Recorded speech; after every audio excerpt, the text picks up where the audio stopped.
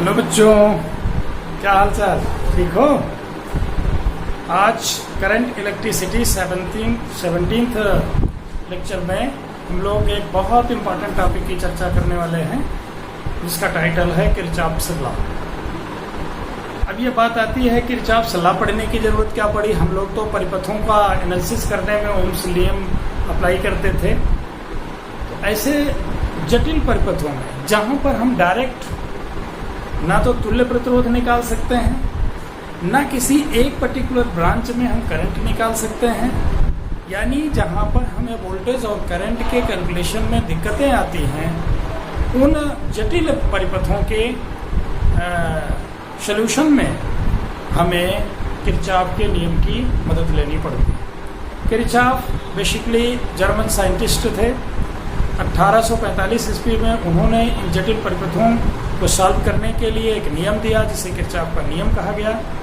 Current के लिए उन्होंने पहला नियम जो दिया करंट से संबंधित था, जिसे किरचॉफ्स करंट लॉ कहते हैं, केसीएल। और दूसरा नियम उन्होंने वोल्टेज से संबंधित दिया जिसे केवीएल कहते हैं। प्रथम नियम को संधि लॉ भी कहते हैं, जंक्शन रूल कहते हैं। First law, junction law, current law, तीनों उसके उपनाम। इसी तरीके से द्वितीय नियम को हो किरचॉफ वोल्टेज लॉ, द्वितीय नियम और लूप का नियम भी कहते हैं। अब हम आज किरचॉफ के नियम की विस्तृत चर्चा करेंगे।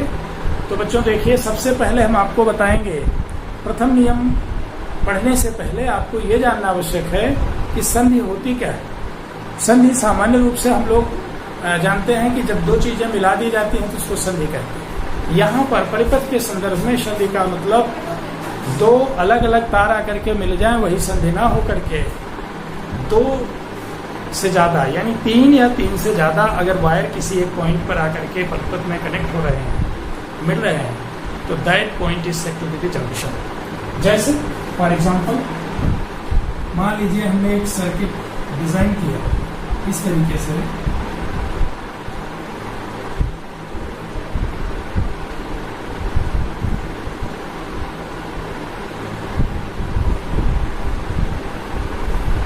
ये मान लीजिए सर्किट। अब इसमें एक पॉइंट तो ये है, एक पॉइंट ये है, एक पॉइंट ये है, एक पॉइंट ये सभी जो चारों पॉइंट्स हैं इनको हम नोड्स कह सकते हैं, नोडल पॉइंट हैं।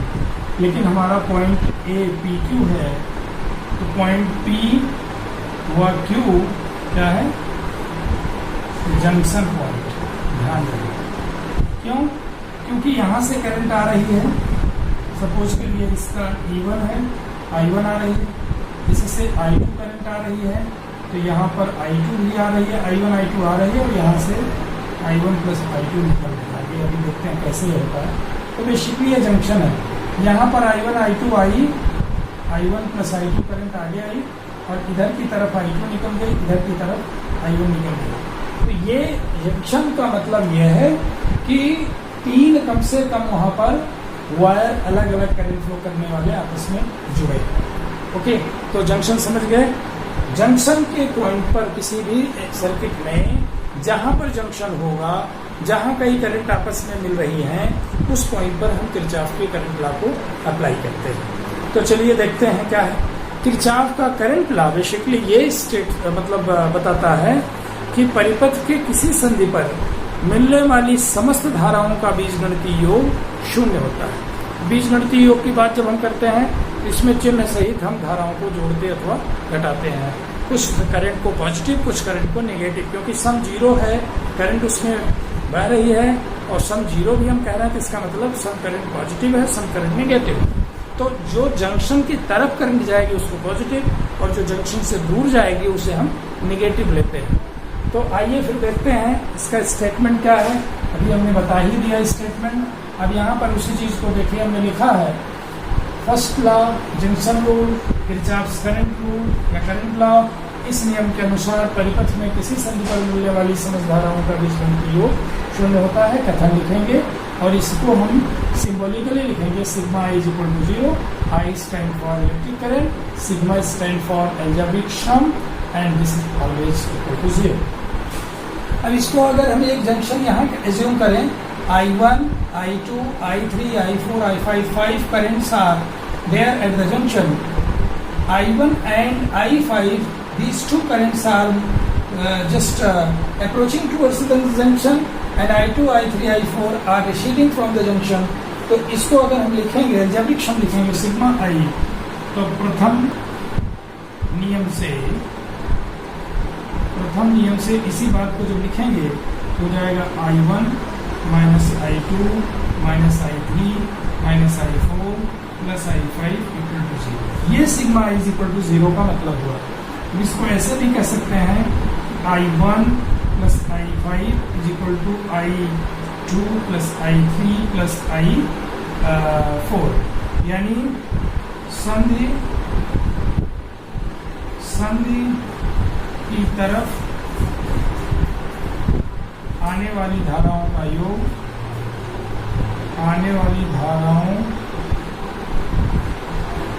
का बीजगणितीय योग का योग बराबर होगा संधि से जाने वाली धाराओं के योग के। ये बात समझ लीजिए, संधि की तरफ जो धाराएं हैं उनका सम संधि से जो दूर जाएंगे उनके बराबर होगा। और इस मायने में इस नियम को, जैसे देखिए I1 I2 दो करंट आ रही थी स्पीड जंक्शन पॉइंट पर, तो यही I1 I2 मिलकर के I1 प्लस I2 तीसरी ब्रांच में जाएगी। तो I1 I2 अगर इसको हम I3 लिखें तो I3 equal to I1 plus I2, यानी जो दूर जा रही है वो बराबर होगी जो आ रही है उसी के सम के। इसको हम एक और तरीके से एनालाइज कर सकते हैं कि ये स्टेटमेंट भी इस तरीके से कह सकते हैं कि इस नियम के अनुसार संधि की तरफ आने वाली धाराओं का योग बराबर संधि से दूर जाने वाली धाराओं के योग के। तो बेसिकली इम्पॉर्टेंट जो पॉइंट है जो आपको ध्यान रखना है, यह नियम आवेश संरक्षण पर आधारित है।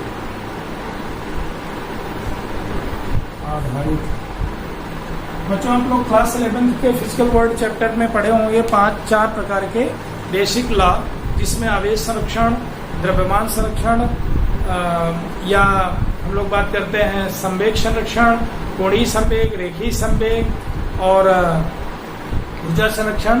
तो उसमें से एक महत्वपूर्ण लॉ है आवेश संरक्षण।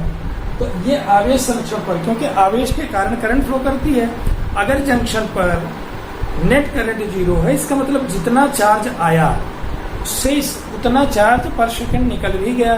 तो चार्ज न तो एक्यूमुलेट हुआ न चार्ज वहां से एक्स्ट्रा हटा। तो ये कहने का मतलब चार्ज ऑलवेज कंजर्व होता है, उस प्रॉपर्टी को एक्सप्लेन भी करता है और उसी पर बेस्ड है।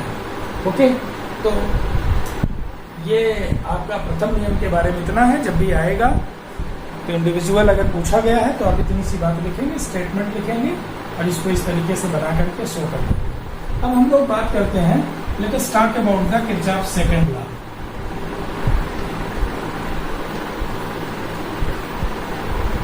द्वितीय नियम, या इसको लूप का नियम, या इसको एक और नाम देते हैं KVL, Kirchhoff voltage law, Kirchhoff second law and Kirchhoff loop law, second law को बेसिकली ये तीनों तरीके से हम इसको जानते हैं। ये है क्या? ये जब भी किसी भी सर्किट में अलग अलग पास होते हैं, लूप को हम लोग पास भी बोलते हैं। लूप को क्या बोलते हैं? पास बोलते हैं। अभी जो हम थोड़ी देर पहले सर्किट बनाए थे तो एक सर्किट थी, इसमें 2 पास थे, इधर वाला 2 पास थे। अच्छा, ये कहता क्या है? सबसे पहले इसका कथन लिखते हैं, फिर से ध्यान दें। प्रतिरोधों तथा शरों से मिलकर के बने किसी परिपथ के बंद लूप के चारों ओर विभव में परिवर्तनों का बीजगणितीय योग सदैव 0 होता है। विभव में परिवर्तन को डेल्टा वी से लिखा गया है, जिसको विभवांतर भी कह सकते हैं। सभी नेट जो विभवांतर में चेंज है उसका अगर हम डायरेक्शन ले लें, बीजगणितीय योग ले लें, तो क्या होगा? 0 होगा। ये किरचॉफ का वोल्टेज रूल है। अब इसको हम कैसे अप्लाई करते हैं, तो इसको ध्यान दीजिए। यहाँ पर सबसे पहले हम ये जानेंगे लूप क्या होता है। ओके, लूप एक बंद परिपथ है। जैसे मान लीजिए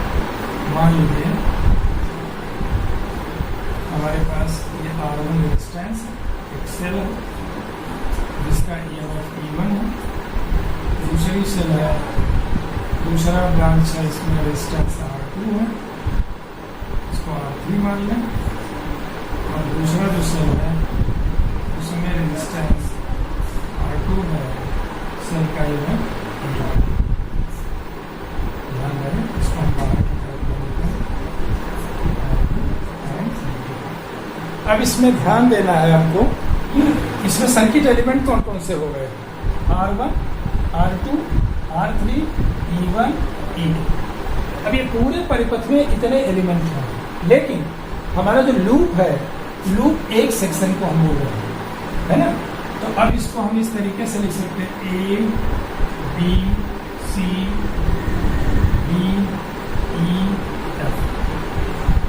ओके, अब इसमें जो हमारा लूप है, ये फर्स्ट लूप है या सेकंड लूप, ये ध्यान रखिए, first loop and second loop, first loop and second loop. अब इसका दोनों का मतलब समझिए।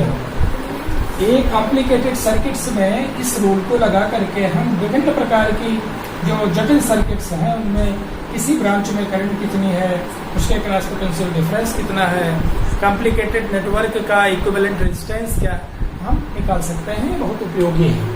लेकिन एक बात ध्यान रखना है कि हम द्वितीय नियम को, किरचॉफ वोल्टेज रूल को, लूप रूल को हम कब अप्लाई करते हैं, उसके लिए क्या क्या कंडीशंस हैं।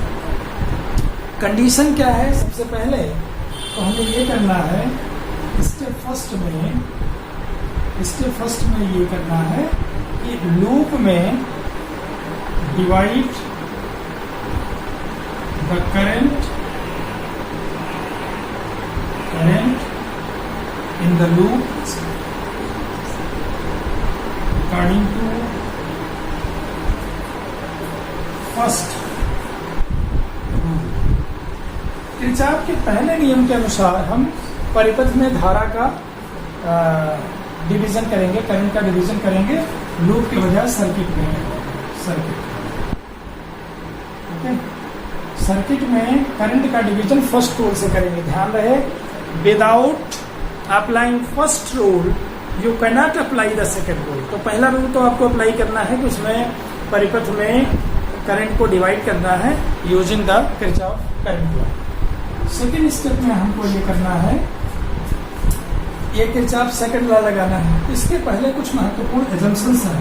जैसे सबसे पहली बात यह है, पहला एजम्पशन क्या है, पहला एजम्पशन यह है कि इस दौरान जब हम लूप बनाएंगे तो हमें कुछ एजम्पशन ये लेनी है कि जैसे मान लीजिए रेजिस्टेंस, और रेजिस्टेंस में करंट फ्लो करेगी, ये मान लो आई की डायरेक्शन है करंट की, तो इसमें लूप और करंट अगर इसी डायरेक्शन में लूप भी है, पाथ है, लूप है, और ये दोनों सेम है, आई इंटू आर क्या होगा, I into R always taken point. और अगर रेजिस्टेंस ऐसा है, करंट ऐसे जा रही है, लूप पाथ हम इधर की तरफ ले रहे हैं पाथ, तो आई इंटू आर क्या होगा, नेगेटिव। ध्यान रखिएगा इस बात, क्योंकि हम चल इधर रहे हैं, तो ये पॉइंट हमारा क्या हो गया, V1 हो गया, ये V2 हो गया, ये प्लस पर है, ये माइनस पर है, ये बट नेचुरल है, प्लस से माइनस, इधर से इधर जा रहे हैं, तो चेंज इन पोटेंशियल जो होगा, हायर से लोअर की तरफ जा रहे हैं, तो चेंज इन पोटेंशियल क्या होगा, निश्चित रूप से पॉजिटिव यहाँ लिया जाएगा परिपथ में जब भी हम अप्लाई करेंगे लूप का। इसके अलावा सेल की बात करते हैं। जैसे मान लीजिए कोई एक सेल है, positive plate, negative plate, positive negative, तो यहाँ करंट से नहीं रखेंगे, ध्यान रखिए।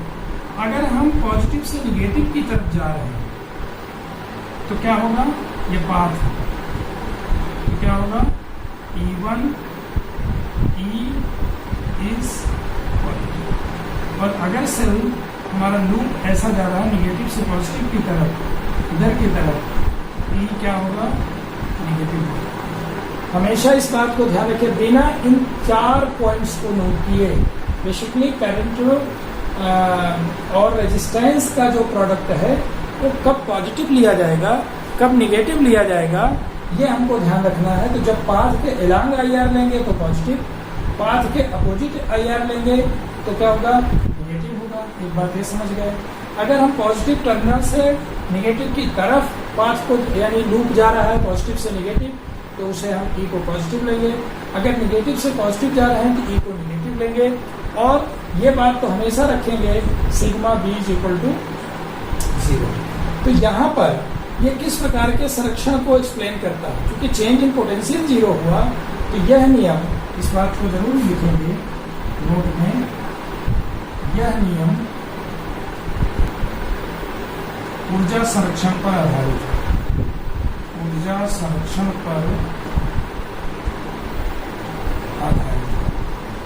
अब ये बात भी कैसे समझ में आ रही है, ऊर्जा संरक्षण पर आधारित है। ध्यान रहे, चेंज इन पोटेंशियल जहां से चले वहीं पर पहुंच गए तो बंद लूप हो गया। और अगर डेल्टा V 0 है, इसका मतलब डेल्टा V जब भी हम निकालते हैं तो W/Q निकालते हैं, तो ये W क्या हो गया, 0 हो गया। और वर्क कुछ नहीं हो रहा है, यानी ऊर्जा संरक्षित है। और ऊर्जा कब संरक्षित रहती है, जब कंजर्वेटिव फोर्स, यानी एक तरह से कंजर्वेटिव फोर्स अगर कहीं पर अप्लाई हो रहा है तो उसके कारण जो क्लोज्ड साइकिल होती है, work done in a closed cycle will always closed path. Conservative force के कारण एक बंद पाथ है, उस पर कृतकार्य की गणना करेंगे तो सदैव शून्य मिलता है। तो ऊर्जा संरक्षण का एक बेस्ट एग्जाम्पल है, क्योंकि कार्य करने से जो उसकी ऊर्जा पोटेंशियल और काइनेटिक के फॉर्म में होती है उसका सम 0 होगा। यहाँ पर पोटेंशियल एनर्जी बेसिकली 0 होगी, क्योंकि आप जहां से चले वहीं पर पहुंच गए, तो कोई एनर्जी में चेंज नहीं आया, यानी एनर्जी कंजर्व रही। ओके, तो ये इतनी बातें हैं। अब हम किरचॉफ के द्वितीय नियम को कथन समझ गए और ये जान गए कि डेल्टा V का जो सम है जबरिक शब्द 0 होगा। लूप समझ गए। लूप आप समझिए क्या होता है, जैसे यहाँ पर जब भी लूप हमको लेना है तो हमारे पास 2 ऑप्शन होते हैं, either we take loop clockwise और we take anticlockwise. Clockwise लेंगे या एंटी क्लॉकवाइज लेंगे, ये हमारे पास चॉइस है।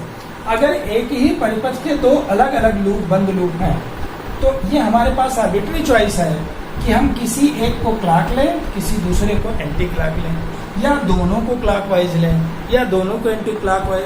तो इसके लिए कोई फिक्स रूल नहीं है, आप लोग अपनी अपनी सुविधानुसार ले सकते हैं। तो चलिए अब हम लूप के नियम को अप्लाई करते समय क्या ये जो एजम्पशंस लिए गए, जो ये हमारे पास पॉजिटिव और नेगेटिव का कंसेप्ट है, तो कैसे इसको हम इस एक्सप्रेशन को लूप में कैसे लिखते हैं, इसको यहाँ पर लिखते हैं। ओके, अब इसमें देखिए, ये हमने लूप लिया, ओके, और यहाँ पर ये लूप लिया, तो दिए गए परिपथ, दिए परिपथ के बंद लूप कौन सा है, क्लोज्ड लूप ABEFA,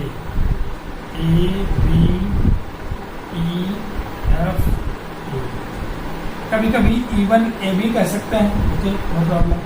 तो हमें क्या करना है, करंट सबसे पहला ध्यान दीजिए, पहला स्टेप यह है कि पूरे परिपथ में करंट को डिवाइड करें, और दूसरे स्टेप में लूप को अप्लाई करें, लूप रूल को। तो यहाँ पर E1 करंट इधर हमने मान लिया I1 फ्लो कर रही है, तो यहाँ भी I1 होगी, यहाँ भी I1 ही होगी। इसके कारण ये पॉजिटिव है, नेगेटिव है, मान लीजिए करंट I2 है, तो यहाँ भी I2 होगी। ये I1 I2 आई, तो फर्स्ट रूल जो कहता है, ये कहता है कि जंक्शन पॉइंट पर आने वाली धाराएं जाने वाली की बराबर होंगी। ये दोनों आ रही हैं, तो केवल आती नहीं बल्कि निकलेंगी भी, इस पाथ से निकलेंगी। तो यहाँ पर जो करंट होगा I1 + I2 होगा, या इसको I3 मान लें। ओके, ध्यान से समझ लीजिए। अब यहाँ पर जब ये जाएगा तो ये इसमें बढ़ जाएगा I1 और इसमें बढ़ जाएगा I2, ये यहाँ पर आ जाएगा I2, यहाँ पर आ जाएगा I1। किसी एक सेल में पॉजिटिव एंड से जो करंट स्टार्ट करते हैं निगेटिव पर उतना ही आती है, ये ध्यान रखिए। डिवीजन में ये बहुत समझने वाली बात है। इसमें हमने I2 स्टार्ट करा यहाँ से, तो I2 आएगी भी निगेटिव की तरफ, और ये I1 I2 इसमें जा रहे दोनों के कारण करंट। इस लूप में अप्लाइंग KVL क्या होगा? अब यहाँ ध्यान दीजिए, लूप में हम चल कैसे रहे? लूप में हम चल रहे हैं I इंटू आर की डायरेक्शन तो पॉजिटिव है, तो I1 R1 पॉजिटिव हो गया, ओके। और इसमें आ गए प्लस I1 प्लस I2, पहले हम इसको I3 मान लें, I3 R3, और ये नेगेटिव से पॉजिटिव में है, तो ये क्या हो गया हमारा -1 हो गया इक्वल टू 0। अब यहाँ पर हम लिख सकते हैं I1 R1 plus I1 plus I2 into R3 is equal to A1 भी लिख सकते हैं, या I1 R1 plus I1 R3 plus I2 R3 is equal to A1। तो हमारे पास हो गया I1 R1 और I1 R3,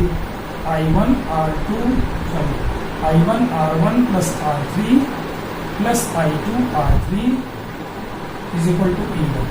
ये हमारे पास इक्वेशन फर्स्ट बना, ठीक। अब दूसरा इक्वेशन जब हमको लिखना है उसके लिए क्या करना है, ऊपर वाला हम मिटा दे रहे हैं। दूसरा इक्वेशन,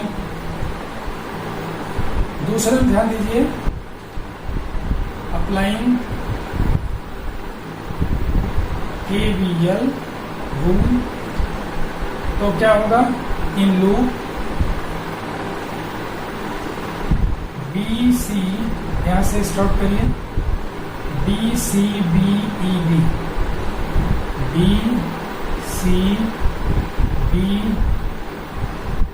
BCBED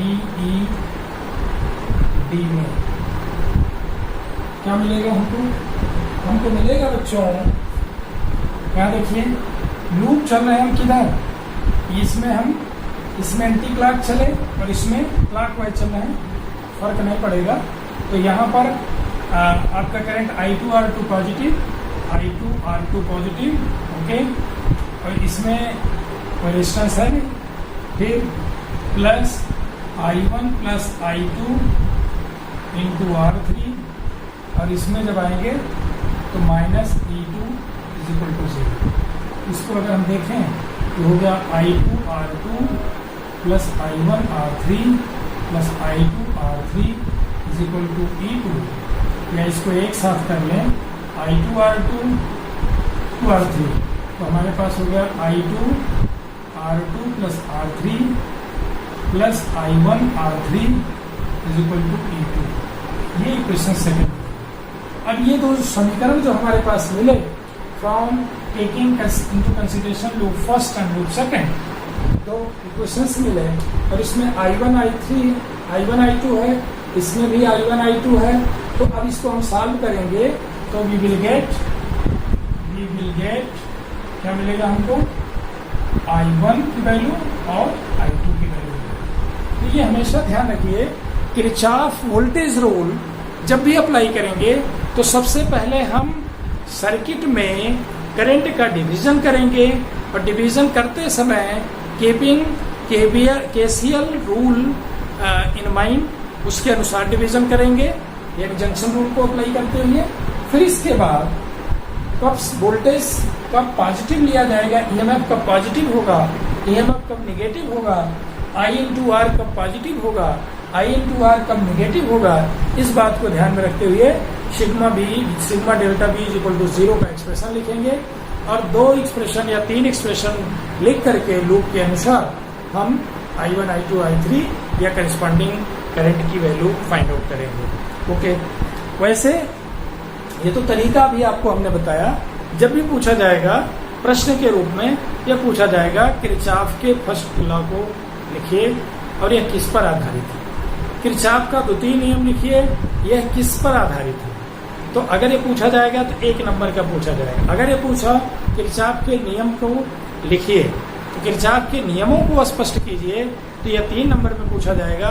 और यहाँ पर आपको प्रथम नियम, द्वितीय नियम और दोनों नियम को जितनी बातें हमने बताई हैं ये एग्जाम्पल का लूप लेकर के, ये छोड़ करके आप इस तरीके से या इक्वेशन लिख भी सकते हैं, तो ये आपको स्पष्ट करता है।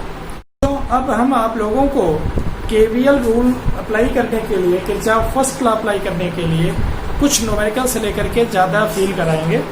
तो अब देखिए, मान लीजिए आपके पास ये 10 एम्पियर की करंट है, ये दो ब्रांच में कट रही है, यहाँ 7 एम्पियर है और यहाँ पर आपको बताना है आई की वैल्यू क्या है। इस जंक्शन पॉइंट पर sigma I is equal to 0 first rule से केसीएस, इसको अगर देखें पॉजिटिव लेंगे, -7 minus I is equal to 0, that is 3 minus I is equal to 0 implies that I is equal to 3 ampere.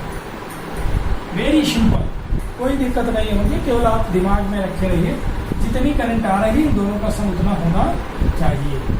ठीक, अब हम आपको कुछ सिंपलेस्ट सर्किट लेकर के केवीएल रूल बताते हैं, और केवीएल रूल केवल अप्लाई करना जान जाए, बाकी तो आप कर ले जाएंगे। जैसे मान लीजिए आपके पास 10 वोल्ट का पोटेंशियल डिफरेंस है, 10, ये 3 ओम का है, ये 2 ओम का है, और यहाँ पर 5 ओम का। अब इसमें केवीएल क्यों लगा रहे हैं? तो आपके मन में प्रश्न उठ सकता है कि इसमें केवीएल क्यों लगा रहे हैं? क्योंकि जो सर्किट आसानी से हल हो सकती है उसमें केवीएल लगा करके अगर हम हल कर लेंगे तो केवीएल लगाना सीख जाएंगे, इसलिए मैं बता रहा हूँ। तो सबसे पहला काम क्या करना, मैंने बताया पहला स्टेप क्या है कि करंट को डिस्ट्रीब्यूट करिए, ठीक है, और डिसाइड करिए कि पॉजिटिव कब लेना है आई आर को और ई को, यानी पोटेंशियल डिफरेंस को कब पॉजिटिव लेना है कब नेगेटिव लेना है। तो इसमें पॉजिटिव से नेगेटिव करंट नॉर्मली फ्लो करती है। इधर से मान लीजिए आई करंट है, तो यहाँ भी आई पूरी ब्रांच में आई होगी, यहाँ भी आई होगी, यहाँ भी आई होगी। ओके, यहाँ पर आई आ, no problem. Let us take the loop in this direction. What will happen? Actually, loop को हम एंटी क्लॉकवाइज डायरेक्शन में ले रहे हैं, सॉरी क्लॉकवाइज डायरेक्शन में। तो इसको हम ले रहे हैं ए बी सी डी। तो applying the KVL in loop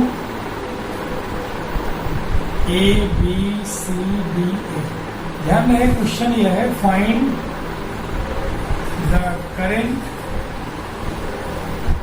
in each R, यानी हर रेजिस्टेंस में करंट कितनी फ्लो करेगी। अब इसमें देखिए, तो आई आर क्या लिखेंगे, 3I positive, 2I positive, 5I positive, इसको माइनस क्योंकि इधर जा रहा है तो ये हो जाएगा -5 that means that 5 on 5 10I, इसको 5 में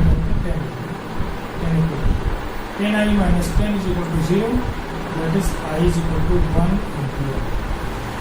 सो सिंपल। आ गया कि नहीं आ गया? आ गया। तो ऐसे देखो, नॉर्मल सर्किट अगर ट्रीट करते इसको क्या करते, इक्विवेलेंट रेजिस्टेंस निकाल लेते, 5 2 7 3 10 आ जाता, और यही लगाया गया तो 10 प्रतिरोध है और ईएमएफ आपका 10 वोल्ट है, तो 10 में 10 से डिवाइड करते तो आई ओके वेरीफाई हो गया। अब इसको थोड़ा सा कॉम्प्लिकेटेड बनाते हैं, चलो मैं देखते हैं, जहाँ पर आप साधारण तरीके से निकाल नहीं पाओगे। कैसे? जैसे मान लीजिए आपके पास सर्किट इस तरीके से,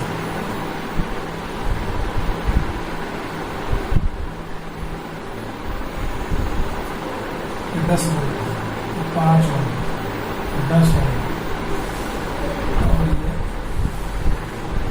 एक तरह से 3 वोल्ट, यहाँ हमने दे दिया 5 वोल्ट। क्या करना है? सबसे पहला काम क्या करना है कि हमें करंट को डिवाइड करना है। तो करंट यहाँ से स्टार्ट करते हैं, आई होगा, आई करंट यहाँ भी आई, ओके, और यहाँ पर पहुँचने के बाद अभी इधर I1 कर दिया अगर, तो इधर क्या हो जाएगा I माइनस I1, लेकिन हम यहाँ से भी डिवाइड कर दे रहे हैं, I2 है या I1 है, या I1 है या I2। तो ये I1 I2 इधर भी आएगा और यहाँ क्या होगा, मान लो I3।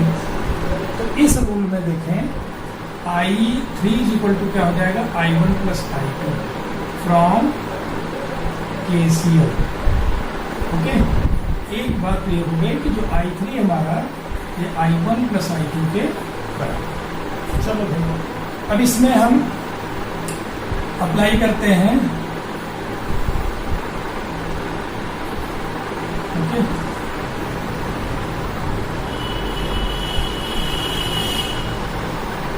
लूप लेते हैं फर्स्ट, इसको सेकंड लेंगे, और ये हमारा लूप है एक तरह से first in loop first, that is, इसको नाम दे दें A B C D E F। In loop first that is A B E F A। क्या हुआ, इसको देखो बच्चों, IR पॉजिटिव 5 I1, इसमें क्या हुआ प्लस 10 I1 प्लस I2, इसको I3 लिखें पहले, I3, और ये माइनस हो जाएगा क्योंकि इधर की तरफ चल रहे हैं, तो minus 10 volt is equal to 0। तो 5 I1 plus 10 I1 plus I2 is equal to 10, that is 10 I1 15 I1 plus 10 I2 is equal to कितना हो गया 10, 5 से डिवाइड कर दें कितना हो जाएगा 3 I1 is 2 I2 is equal to 2। ये क्वेश्चन फर्स्ट हुआ, दैट्स वेरी नाइस। अब हम लोग क्या करते हैं, 3 I1 plus 2 I2। Okay, in loop इधर देखो, in loop second, in loop second that is, अब ये कौन सा लूप है हमारा, इधर से इधर जा रहा है, तो C B E D C में KVL से कितना होगा, ध्यान दीजिए, I2 करंट जा रही है तो पॉजिटिव होगा, तो 3 I2 और इसमें प्लस 10 I3 और इसमें minus 5 is equal to 0, that is 3 I2 plus 10 I1 plus 10 I1 minus equal to 5 कर दें, कितना हो गया 3 I2 10 I2 यानी कि 13 I2, 10 I1 plus 13 I2 is equal to 5। Question second, कोई दिक्कत नहीं है, 3 I1 10 I1, 2 I2 13 I2, no problem.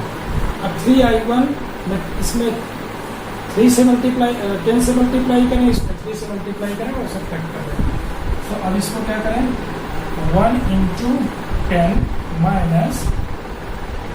Minus 2 into 3, ये क्या हुआ 30 I1 plus 20 I2 is equal to 20 minus, इसमें कितना है 30 I1 minus 39 I2 is equal to कितना हो गया 3 से 15। ओके, अब ये जो बना प्लस है, ये माइनस ये माइनस ये माइनस, ओके, तो इधर नहीं इधर ही आएगा, कोई बात नहीं। अब इसको हम कैंसिल कर दिए, तो minus 19 I2 is equal to 5, और I2 इज इक्वल टू क्या हो गया 5/19 विथ नेगेटिव साइन। एक बात है, I1 की वैल्यू क्या आएगी, इसमें रखते हैं 3 I1 plus 2 into minus 5/19 is equal to 2, 3 I1 is equal to 2 plus 10/19 that is 3 I1 is equal to कितना हो गया 48/19 that is I1 is equal to 16/19 ये पॉजिटिव आया। इसी तरीके से I3 जो हमारा होगा equal to 16/19 minus 5/19 that is 11/19 ये हो गया ओवरऑल। तो ऐसे सर्किट्स में हम किसको सीरीज में किसको पैरेलल में ये डिसाइड करना कठिन होता है। तो ब्रांच अलग अलग लूप लेकर के हम अलग अलग ब्रांचों में करंट का डिवीजन कर देते हैं अकॉर्डिंग टू केसीएल रूल, और हम फाइंड आउट कर लेते हैं कि हर रेजिस्टेंस में कितनी करंट फ्लो करेगी। एक बार फिर से मैं यहाँ आपका ध्यान आकृष्ट कराना चाहूँगा कि जब भी लूप बनाए दोनों 2 या 3 या जो भी लूप में, तो लूप में उसका क्लॉकवाइज या एंटी क्लॉकवाइज लेना ये आपकी चॉइस पर डिपेंड करता है, और वो तो हर कुछ किसी में sigma delta B equal to 0 मिलेगा। तो चाहे क्लॉकवाइज लेके करें चाहे एंटी क्लॉकवाइज लेकर के करें, दोनों को एक डायरेक्शन में लेकर के लूप को क्लॉकवाइज लेके कर सकते हैं, दोनों को एंटी क्लॉकवाइज लेके कर सकते हैं, या एक को क्लॉक दूसरे को एंटी क्लॉक कर सकते हैं। तो ये ऐसे ही तमाम सिचुएशंस ऐसी आती हैं जहाँ पर हमें 3 लूप्स लेना पड़ता है, तब उसमें सोल्यूशन तक हम पहुँचते हैं। तो आज के टॉपिक में इतना। हम लोगों ने क्या लर्न किया, किरचॉफ रूल क्या है, किरचॉफ लॉ क्या है। किरचॉफ लॉ 2 टाइप का होता है, करंट का लॉ और वोल्टेज का लॉ। करंट लॉ को हम जंक्शन रूल से भी जानते हैं, वोल्टेज लॉ को हम लूप रूल से भी जानते हैं। लूप क्या होता है, जंक्शन क्या होता है, किरचॉफ साइंटिस्ट कौन थे, उन्होंने किस परिस्थिति में ये रूल दिया, और खास करके किरचॉफ वोल्टेज रूल को, वोल्टेज लॉ को हम अप्लाई कैसे करते हैं किसी कॉम्प्लिकेटेड सर्किट नेटवर्क में टू फाइंड आउट करंट और वोल्टेज अक्रॉस एनी रजिस्टर। सो लोगों ने आज ये लर्न किया। आशा करता हूँ कि आपको समझ में आया होगा, और वीडियो पसंद आया है अगर आपको, तो आप इसको लाइक करें, शेयर करें, और इसको अधिक से अधिक एंजॉय करें। हाँ, नोट्स जरूर बनाएं, क्योंकि बिना नोट्स बनाए बिना लिखे समझ में नहीं आएगा। और ये टॉपिक सर्किट का सबसे मोस्ट इम्पॉर्टेंट टॉपिक है, टफ टॉपिक है। आप धीरे धीरे सवालों को हल करेंगे और साइन का ध्यान रखते हुए करेंगे तो निश्चित रूप से आप सॉल्व कर पाएंगे। बिल्कुल कठिन नहीं कोई चीज़ है, लेकिन उसको according to the rule, according to the situation practice करिए तो आप सीख सकते हैं। Okay, bye.